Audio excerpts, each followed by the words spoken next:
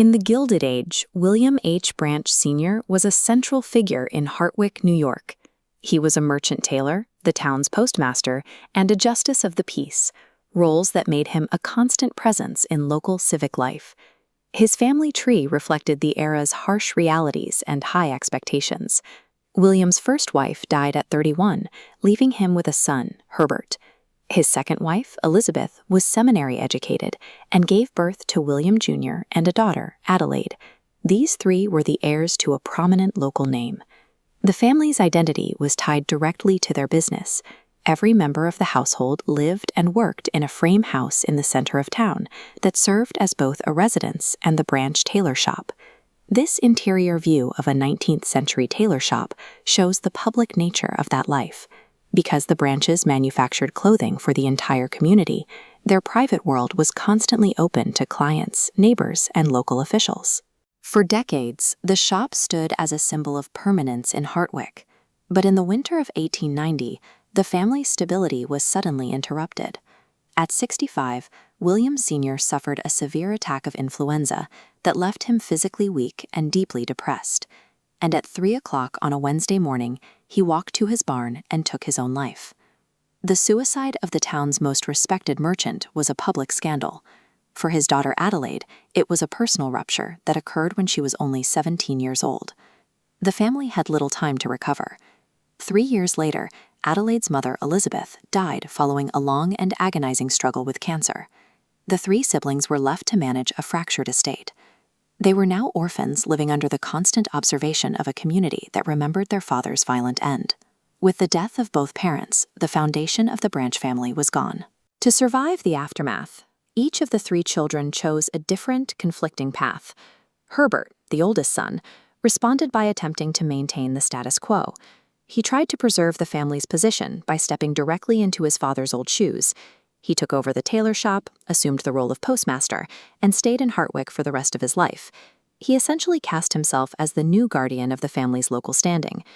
But Herbert's insistence on control led to legal and financial disputes over their mother's estate. His rigid management of the family assets eventually alienated him from both of his younger siblings. William Jr. chose to move in the opposite direction. He left Hartwick entirely, seeking a life that wasn't defined by his father's suicide. He moved to rural Iowa, placing half a continent between himself and the scene of his family's collapse.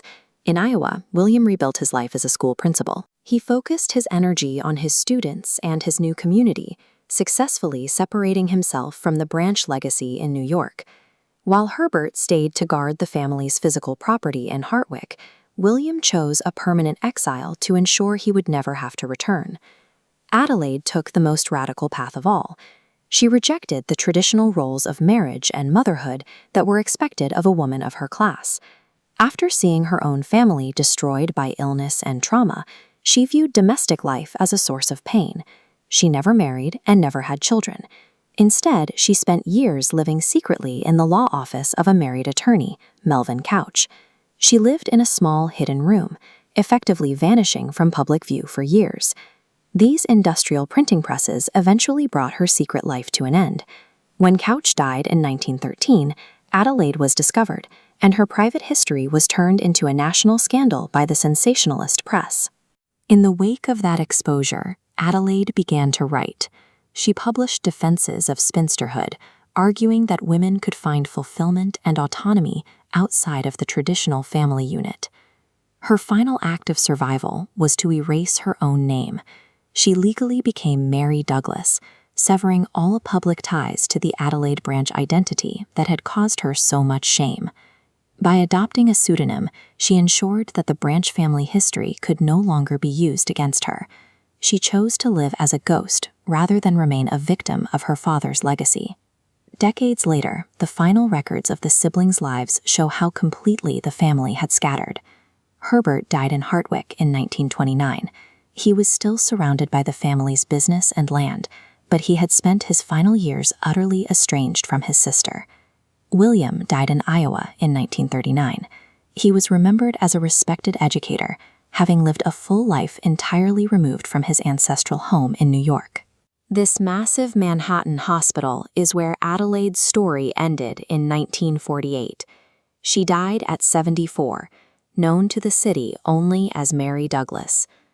Her burial in an unmarked grave made her severance from the branch name final. Even in death, she refused to be reclaimed by the family she had left behind. The 1890 suicide of William Branch Sr. sent his children in 3 opposite directions. They spent the rest of their lives either guarding the ruins of that home, fleeing to the edge of the map, or pretending the family had never existed at all.